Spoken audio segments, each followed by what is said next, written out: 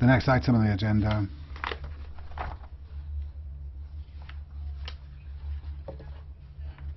I have noticed that the Commissioner is now taking her place. And so I call the next item on the agenda, which is the statement from the Commission on zero tolerance for female genital mutilation. When you are ready.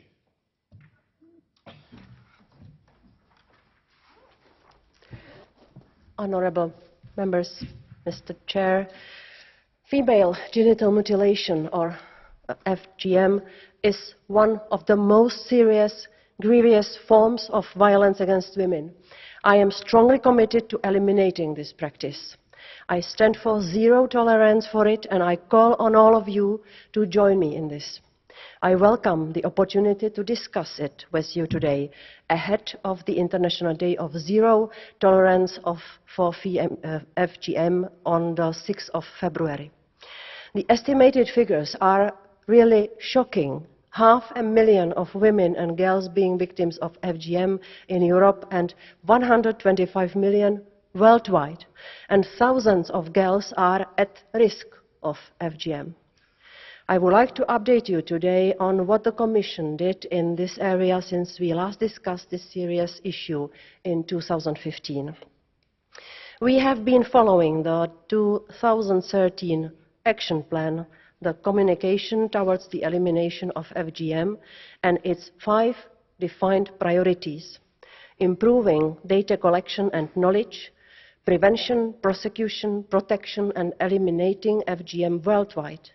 In the strategic engagement for gender equality, we commit ourselves to continue with the implementation of the measures set out in the communication. I am proud to announce that this week a complex web-based knowledge platform, which serves as an online EU-wide multilingual resource and education centre for professionals, has been launched. It provides easily accessible and culturally appropriate information and support to professionals from diverse backgrounds across the EU. The aim is to raise awareness on FGM, to effectively deliver victim support, and to protect women and girls living with or at risk of FGM.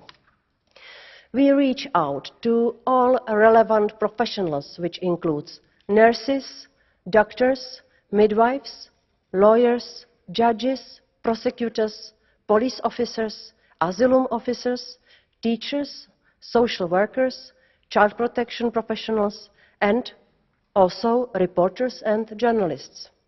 This project has gone live also due to the commitment of this Parliament for the course. I count on your further support to ensure a wide dissemination of the information on this new tool.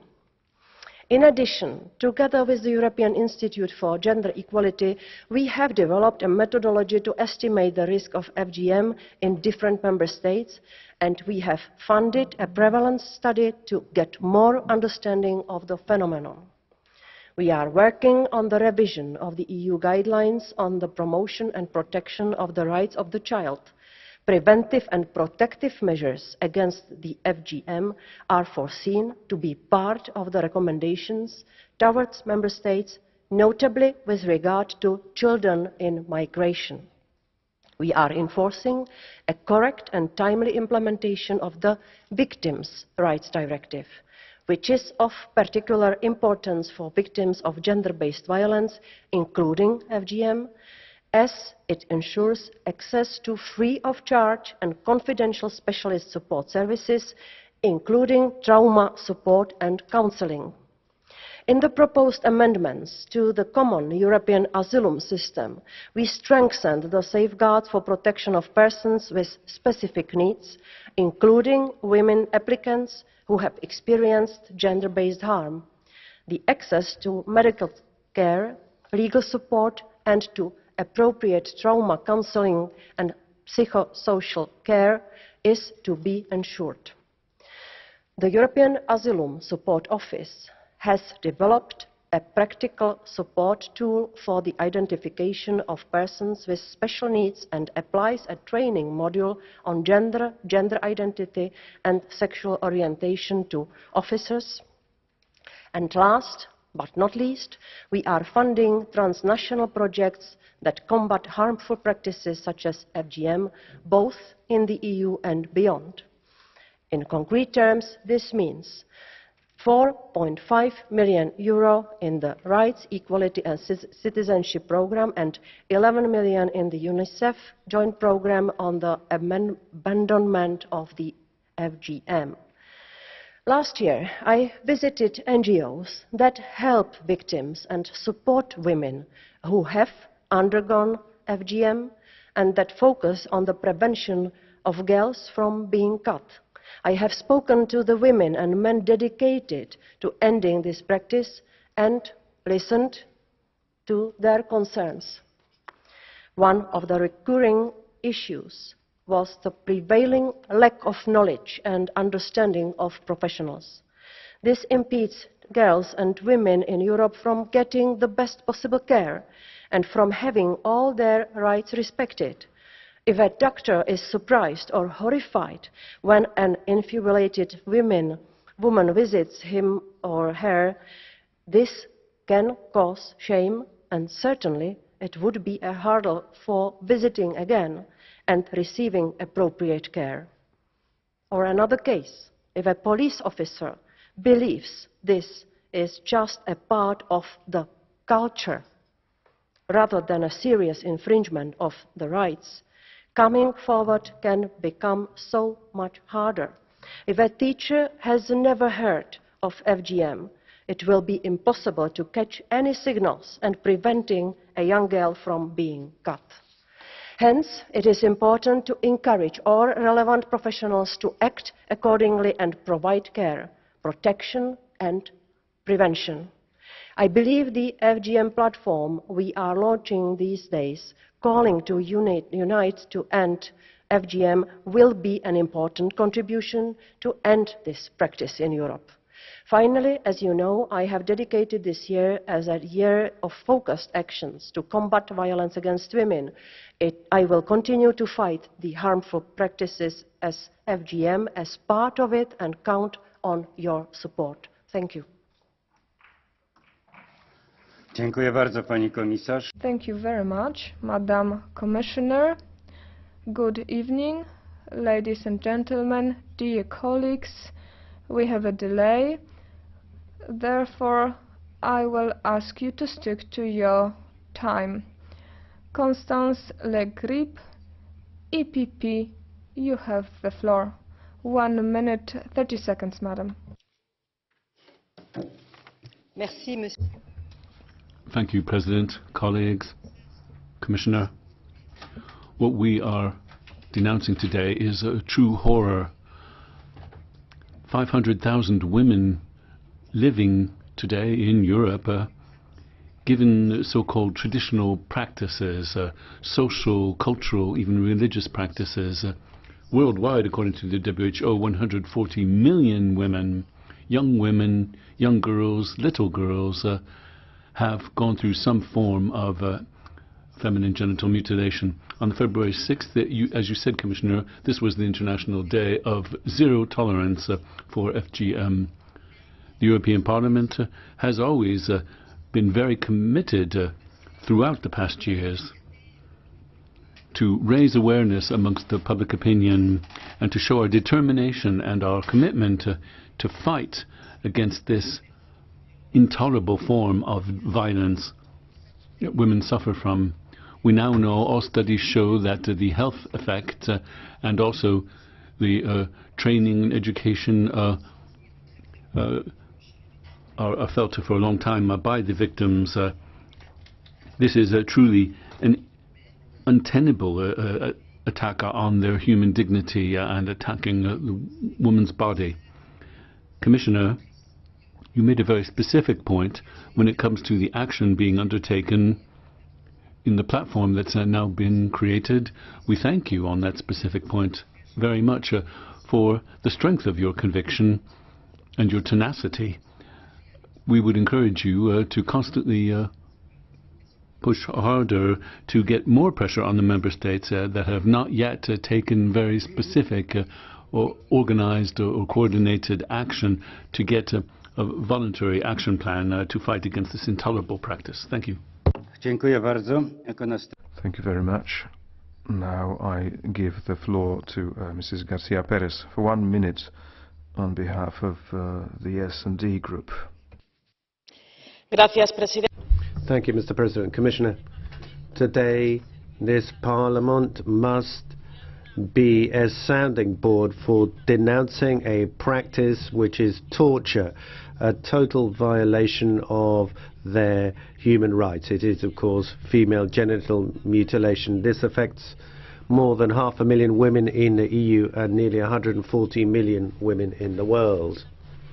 So we welcome the proposals that we've heard from the Commissioner on how we can prevent this, how we can fight against FGM, because I believe it's essential that we call on public institutions to show responsibility at all levels. Let's not forget that we're not just talking about women in the European Union, because we women in the European Union can contribute to fight against this practice internationally. So in the EU's foreign policy and cooperation policy, we need to take account of this situation so as to eradicate this practice. Let's also bear another thing in mind, and that is that culture and traditions have their limits, and that limit is respect for human rights, the respect for the rights of women. Dziękuję bardzo w imieniu Thank you very much. Now I give the floor. Bardzo, panie przewodniczący. Now, thank you very much, President, ladies and gentlemen. Over 140 million women throughout the world, according to official figures, have suffered genital mutilation. Some 500,000 women in the EU as well. This is an extraordinary problem in the 21st century, for women to have to suffer such suffering. In the Parliament here we have a special committee for the rights of women.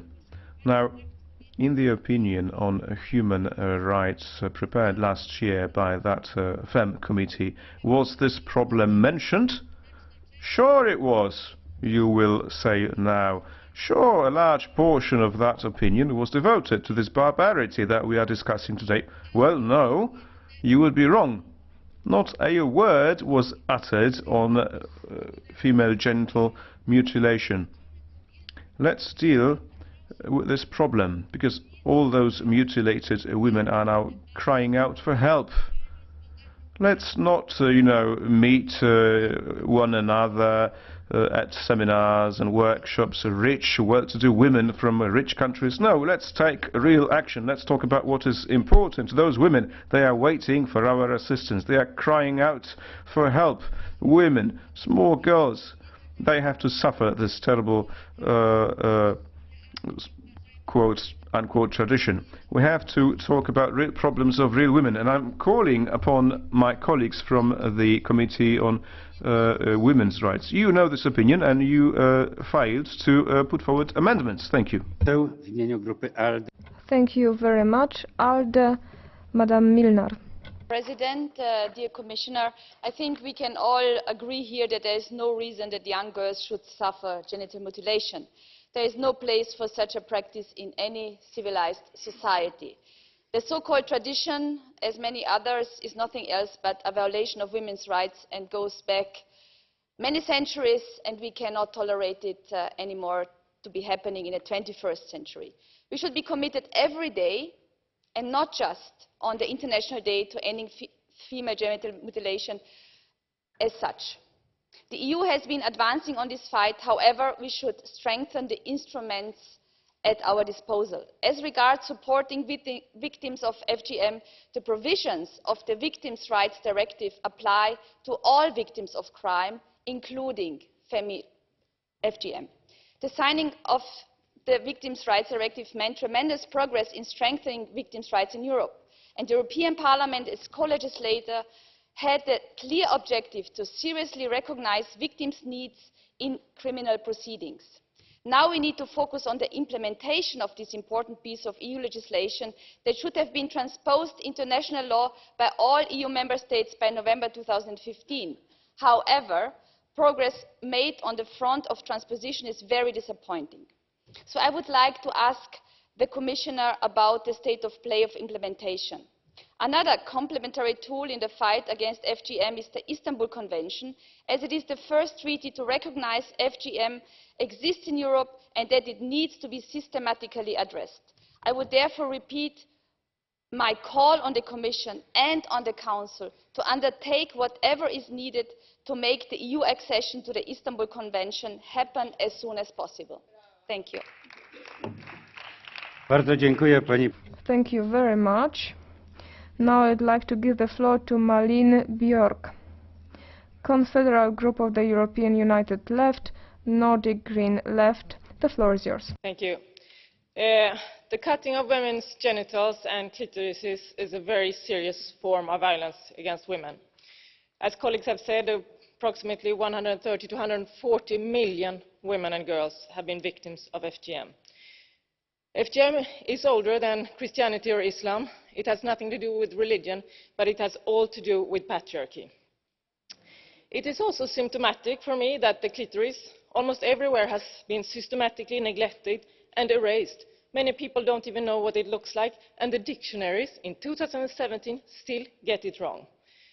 This is how it looks like, a real size clitoris.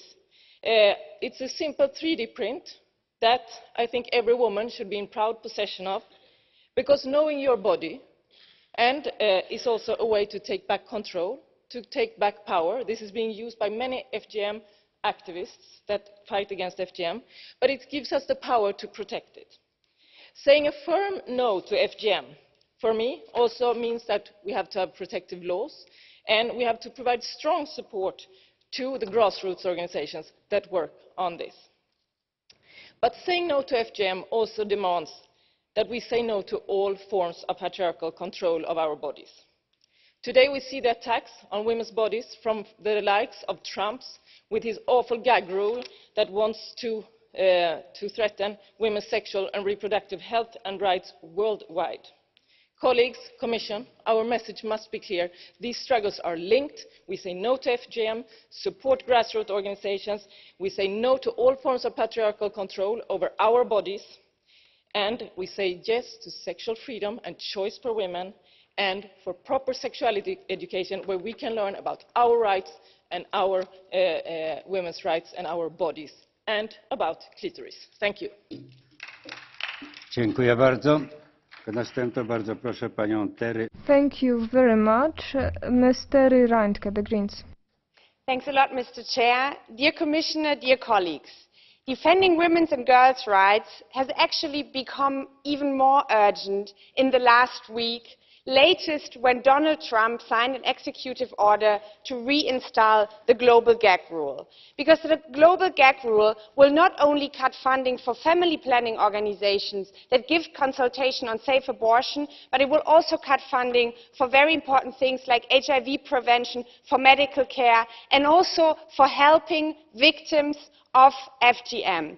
And I think that now is the time that the European Union steps up and says we are going to counterbalance what is being cut by the American administration. We are not only financially but also organizationally going to support to really give consultation and to really give all medical care to victims of female genital mutilation.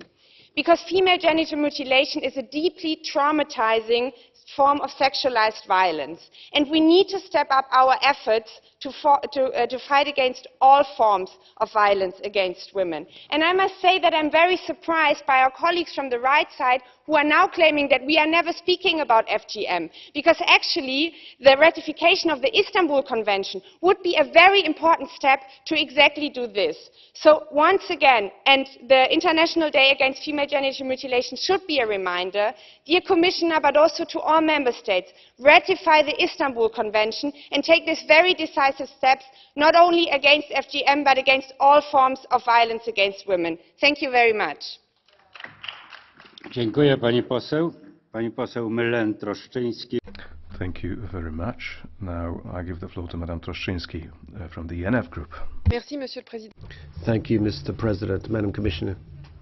We all agree that female genital mutilation is appalling and barbaric. They run completely counter to our culture and European civilization.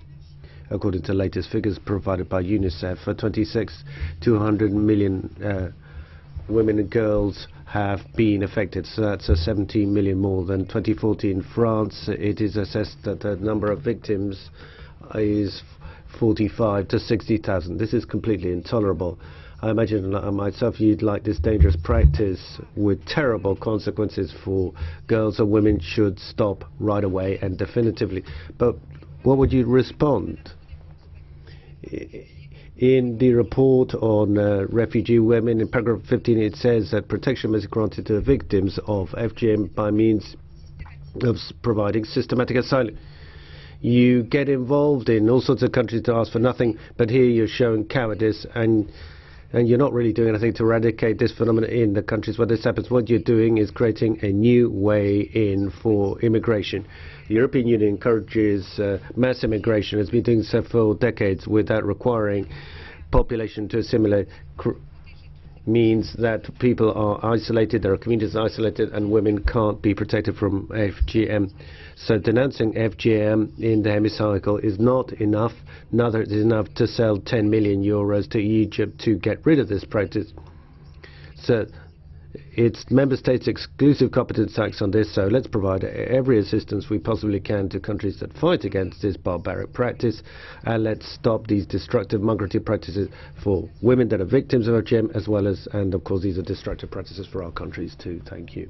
Dziękuję bardzo, pani poseł, bardzo dziękuję. Thank you very much, madam. Thank you for keeping the time. Now I give the floor to Mrs. James for 1 minute. Good evening, Chamber. Well, a case of female genital mutilation, FGM, in England is reported every 109 minutes. Just think of what that means in terms of incidents. That this level, this scale of FGM appears in that way is an absolute outrage.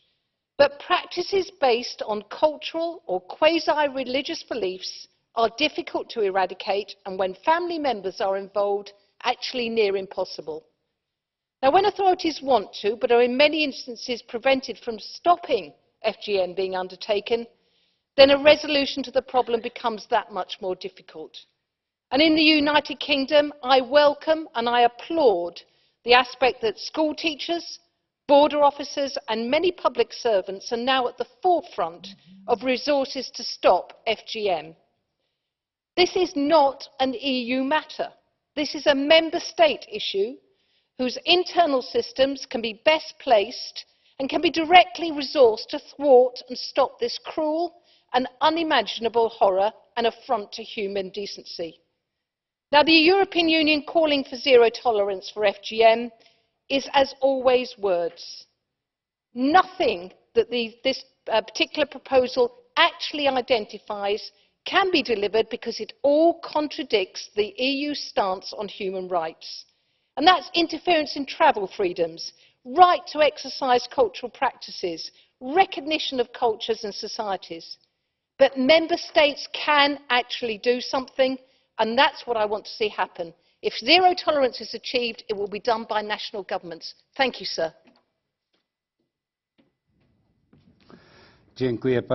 Thank you very much.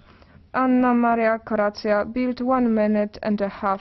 Please stick to your allotted time. Mr. Chairman, Madam Commissioner, female genital mutilation is a crime, and it should be treated as such. This barbaric practice, as all my colleagues said, still affect millions of girls around the world and in Europe, and more are at risk. We're talking about serious breaches of girls' rights, sometimes even age 2, causing physical and psychological damage. And Madam, I welcome, Commissioner, your commitment and action. It's time for the Member States to do more and to enforce the existing legislation and to ratify and enforce the Istanbul Convention on Violence Against Women and to accelerate the EU accession of the Council of Europe Istanbul Convention. The Convention specifically criminalizes female genital mutilation and provides specific measures for prevention and protection of victims, such as training of judges and health care for the victim. To eradicate FGM, we need to eradicate impunity and ensure that the captors and even the parents, the guilty parents, are prosecuted. Let's say it loud and clear. Child abuse, gender-based violence can never be justified by any religion, any tradition or any culture. And the EU must do more in our external and humanitarian action. We have to support awareness raising, education on child rights and on the medical risks, and support the adoption of national laws banning this practice. We also have to work with activists, civil society at grassroots to empower women and girls to speak up in their communities. It's about recovering their dignity. It's about respecting the integrity of the body of girls. Thank you, Madam Chair. Mr. Chairman, I finish by saying let's continue to join forces, to be tireless, continue to repeat that we have to stand up for zero tolerance as long as it takes for female genital mutilation. Thank you. Dziękuję bardzo. Pani Liliana Rodrigues. Thank you very much. I give the floor to Mrs. Rodrigues for 1 minute. Let me ask you one more time. Please stick to your time. Thank you very much, President, Commissioner, colleagues. In 2015 in Kenya, Barack Obama said the following: there could be no excuse for domestic violence or sexual violence. There is no excuse for female genital mutilation. These traditions may be centuries old, but they are out of place in the 21st century. On the 6th of February, we will celebrate yet another zero tolerance on FGM Day. But the problem persists. A year ago, the European Union signed declarations condemning this. Now, this practice is not about culture. It's just torture, pure and simple. The international community must criminalize this practice everywhere, in all countries. Those that abuse their children and women cannot be a credible partner. So I'm grateful to the Commissioner for describing what is being done, but I have some specific questions which I think need answered. What results have been produced in the communities that where this practice is rife? What kind of data do we have at the EU level? What measures are you thinking up for this? What can we do in terms of our foreign policy to fight against this terrible scourge? Thank you. Dziękuję bardzo. Thank you very much. Now I give the floor to Mrs. Van Bossuyt. For 1 minute. Thank you, President. Commissioner, I'm pleased that we're having this debate today on female genital mutilation in Europe. It's very important that we not turn away from this problem, a form of violence against women which isn't just happening outside of our European borders. It is more than appropriate to say that this is happening, unfortunately, in many European countries. Even in Belgium, in 2017, we had the European Year against violence against women, and we really need to act seriously to make a real effort for the girls and women who are victims of this female genital mutilation, sometimes even trying to flee. And of course, the girls and women who are victims of this mutilation, I'm quite pleased to see that the proposal that was made for a pilot project for cultural education for women that have fallen victim of this mutilation this year will be included in the European budget. Thank you for that. Dziękuję bardzo. Bardzo proszę. Thank you very much. Mr. Epitideos, 1 minute. Thank you very much, President. Female genital mutilation, without there being any medical reason, is an unacceptable and anachronistic and indeed barbaric act which must be condemned and also eradicated. It is a disgrace for civilized society in this 21st century for the human rights of women to be infringed in this way, and to have countries which can treat girls and women as chattels or as animals, causing physical and psychological trauma which may never be made good or healed. According to the figures, 140 million women and girls are affected in African countries, and indeed 500,000 in our own countries in the European Union. Morality and logic cannot justify girls and women being denied the sacred right of motherhood, to be mothers. And we must do all we can to punish those responsible for these crimes, so that this can be completely eradicated from the face of the earth. Thank you very much. Dziękuję bardzo. Thank you. Madam JIMÉNEZ-BECERRIL, 1 minute 30 seconds. Thanks very much, President. Thank you, Commissioner. Female genital mutilation means cutting off partly or wholly the clitoris. If we imagine it, I think we understand how barbaric this practice is. Something suffered by millions, hundreds of millions of girls and women throughout the world. Now, this is a complex issue. It's customs, discriminations, ignorance, and religion. And it enslaves young girls that suffer in silence, something that will mark them for the rest of their lives. We must change mentalities to get them to get rid of the blade that doesn't just endanger the physical health of these girls, also their psychological health. We shouldn't be aggressive about this. We must generate awareness among the communities that practice this. We must promote education, because that's the best way to fight against this scourge. And it seems to be very resistant. Women seem to accept it, but it's men that force it on them. Men are mutilated in a similar way. An unmutilated woman is deemed to be impure, so they're socially excluded. So I join in with others that have called for zero tolerance against FGM. Though it's mainly practiced outside Europe, it affects us here too, because in our countries there are many girls at risk because of family beliefs, though these cases don't always come to light. There are grounds for hope, because some countries have banned this by law, but the reality is it's still practiced illegally. We've a long path to head down, but we must be unstinting in our efforts to return their dignity to these defensive women. It's a serious breach of the human rights of children, of young girls specifically. Thank you. Dziękuję bardzo. Bardzo proszę pani Thank you, Ms. Julie Ward. 1 minuta. 1 minute. President, I'm proud to stand here with colleagues to reaffirm that the EU will continue to fight to end violence against women and girls, including the appalling practice of female genital mutilation. And this is another issue where European cooperation makes a real difference. We know that every year 180,000 young women and girls are at risk of FGM. So tackling that phenomenon must be a women-led effort in intercultural dialogue, actively supported by men in the community.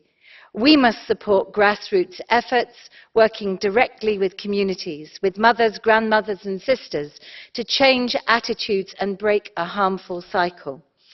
So we need to fund and empower the social services needed to support victims, as well as community activists. The fight against FGM must be a vehicle for women's empowerment and social inclusion.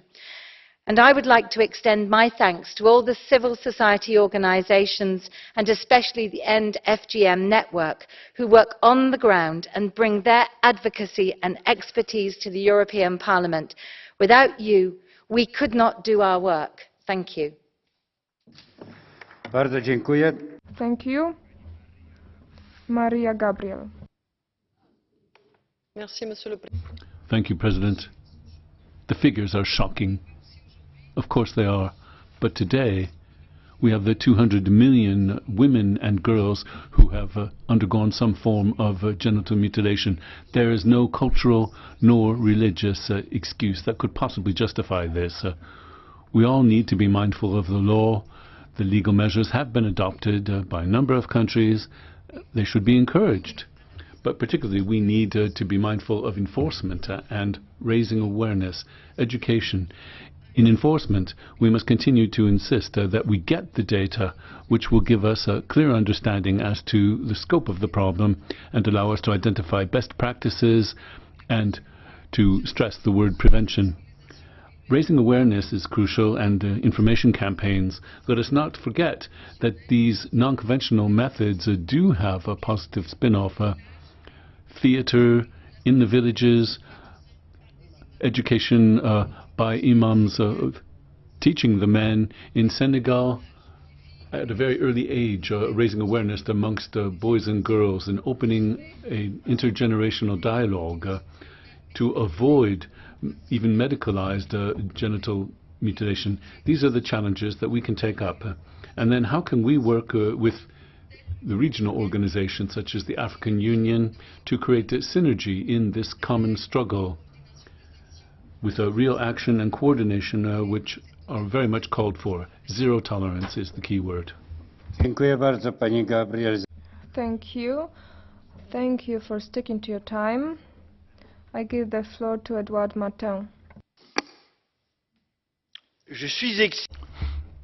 Thank you. I'm excised. I don't want my daughter to be excised as well. My wife had a little girl. How can I prevent her being excised? We'd like to protect her, but my grandmother insists that she be excised. These are real testimonies, and that's why we're getting these things are being perpetuated. Resisting is taking your courage in your hands, saying no to your in-laws, a doctor who says no. All of these factors are conducive to the practice continuing.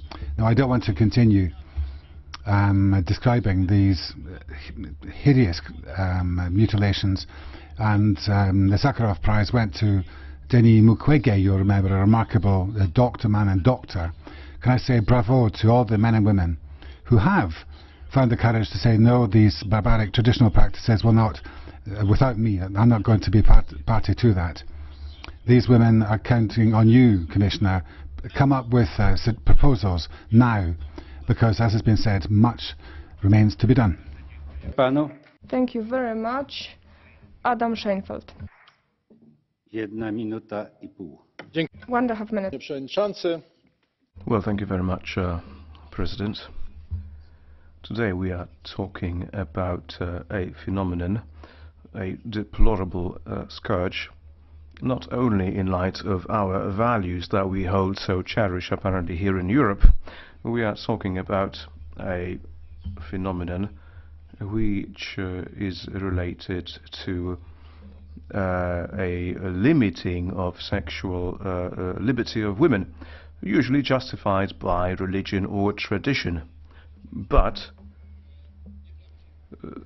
this is not true, actually, because what it all boils down to is a form of barbaric control of men over women.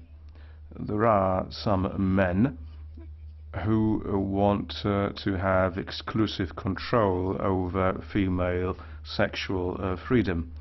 They continue this barbarity and hide behind traditional religion, which is why it is so difficult to fight this terrible phenomenon. Because it is being practiced under the aegis of tradition or religion, and it's very difficult to fight against religion, which is why we need coordinated action in many different fields, not only in the field of law, because law will always lose against religion. What we need is civic education. We need a bigger involvement of the society, of NGOs, but also we need to involve the EU and the member states of the EU, but also those countries where this terrible plague is still being practiced. This is what I want from the Commission. Thank you very much, sir. You are one of the few men speaking here, which is why I've allowed you to extend your time. Thank you very much. Madam Dăncilă. Thank you, President. Madam Commissioner, genital mutilation is a serious violation of girls and women. Their rights are being absolutely denied. Their physical rights and not justified by tradition or culture or religion. I welcome your commitment, Commissioner, in trying to exchange experience and best practices in this area. The exchange of best practices between member states is necessary, but a European front to put a stop to such practices can play a very important role in protecting girls and women. We need to identify the victims and take the measures to fight this scourge. Prevention of mutilation is an international obligation for each member state to take up. We need a firm stance and we need to be very mindful of everything we can do to stop it. Thank you very much. Now we will have cut VI procedure. Ms. Nicola Caputo, 1 minute. Pan, przepraszam. Thank you, President. 500,000 women and girls in Europe live with the physical and psychological after effects of FGM. Many member states do not yet have an action plan in place. And we need legislation with prevention against all forms of violence against women, as set out in the Stockholm programme, and also successive concerted action plans to combat FGM. The member states must use existing mechanisms such as Directive 29 of which is exactly to that end, and crack down on those responsible for FGM, even if it's conducted outside of the member state concerned. We are here in the area of extraterritoriality, and that those provisions exist under criminal law in all of the member states. That must be the case, so that there can be prosecutions of the same kind in all of our member states. Thank you. Notis Marias, 1 minute. Thank you, President, and can I wish you every success in your duties as Vice President. According to a UNICEF study, millions of women and girls have suffered the effects of FGM, Djibouti, Sierra Leone, elsewhere. These are the countries where this is most prevalent. The only positive development has been recently in Egypt, where the government has tightened up the measures against that and has put in place penalties against those who commit this crime. In the EU, there are growing numbers of women who have suffered genital mutilation. They, here in the EU, number the hundreds of thousands. But this is not only part of the picture. There are forced marriages in the UK and in other EU member states. The EU must do what it can to put an end to this kind of barbaric abuse. Thank you very much. Thank you very much, and thank you very much for your kind words. Thank you. It's the first time that I have the honor to preside over the session. Thank you for helping me with it. To finalize the discussion, I will give the floor to our Commissioner, Madam Jourová. Ladies and gentlemen, honorable members, as well as the last time when we had here the discussion, also today I feel very strong support from your side for all the strong and efficient measures we take against this barbarian habit, or yes, let's call it by proper name, crime and torture. Thank you for this, because this is again very encouraging. I would like to comment on some of your proposals or comments. I spoke to many professionals, including the people working in the network, FGM network, which was mentioned here by Madame Ward. And they always speak about very complex phenomenon that, of course, I always say, let's do more in law enforcement. Let's fight against this crime by means of criminal justice. And I always hear horrible stories about the habit to take the girl to Africa for summer holiday and doing it to her there in Africa, and then she comes back, and then of course the parents or the granny, which is on European soil, could be prosecuted and should be prosecuted, but the professionals tell me it will be extra further trauma for the girl. And many stories of this kind. So we need to understand very well all the complexity of this phenomenon and to use really efficient measures which will bring the difference. We speak about zero tolerance. There are several factors which are necessary. The first thing is political will. We must be absolutely clear that there is no excuse for it based on something like tradition or culture. This must be absolutely clear for everyone, that all the politicians, all the influential people know that this is crime which must be punished. And to my taste, we suffer from too much relativism in many other important things. Here, we should not do this. The second thing, and I spoke about it before, the professionals from teachers through nurses, doctors, police and prosecutors, they all must understand what this is about and how to fight against it, and of course to be engaged also in it. The proper action from a law enforcement side, I have mentioned it. There must be no excuse, but also with the proper provision of the care to the victims, because this must be balanced. And the fourth thing, which I find the most difficult but also important factor, we here work with a kind of taboo.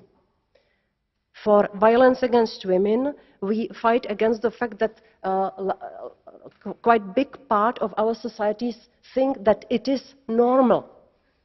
For FGM, we see that we work against, or we have to fight against, taboo.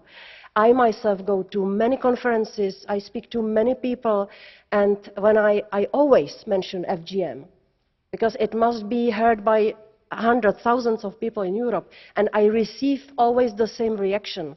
What? FGM in Europe in 21st century? There is such a low awareness about this phenomenon. So we have to do more, and I agree with some of the comments which I heard here. It must not be at the seminars and conferences where the people who know are participated. We must not invade into the open door. We have to address the communities where this barbarian habit is being done. We, as you know, we are now under the campaign against violence against women. To my disappointment, the member states where we have identified high numbers: France, Portugal, UK, Sweden, Belgium, Cyprus, Ireland, Italy, Netherlands and Spain. And I am naming without shaming, but we must be aware of where this is happening. I must say I am disappointed that these member states have not asked for the money to fight against this. But I don't want to say that they do not do anything, because they have their own policy, and it was also said here clearly, this is first of all the task for the member states to take necessary action against this. But coming back to the necessity to address the communities, we have still opened the call for proposals for the NGOs, and I will encourage the NGOs from these countries which I mentioned to ask for the funding and to go more closer to the communities and to work on the ground. This is to be closed on the 8th of March. There is €6 million. If you know about those NGOs who could help, please let them know. This is now a practical thing. I know I am too long, but I will finalize quickly. I have mentioned the member states where we see the high figures, but still the statistics is very inaccurate. We do not have still the proper collection of data. This is also connected with the factor of taboo, and we have to be much better. And I said we are working on it with the agency on gender equality. We also are pushing now on the adoption of the Istanbul Convention. I will talk about it with Maltese Minister tomorrow, with Madam Helena Dalli, who is very much engaged in it. I hope we can achieve it in March Council or in June. We have the signatures of 28 member states, but unfortunately ratification of 14 only. Ladies and gentlemen, thank you very much for your support. FGM is one of the matters where I will always feel we do not do enough, that we need to do more. If we do it together, it will be more successful. And thank you very much for future cooperation. Pani komisarz Jourová, bardzo dziękuję, szczególnie za to ostatnie. Commissioner, thank you very much, especially for your last words.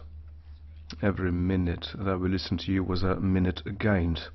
What you got here in this room was not only support, but also an encouragement. Please do act. Now, thank you very much. I'm closing this item of the agenda. The following item on our agenda is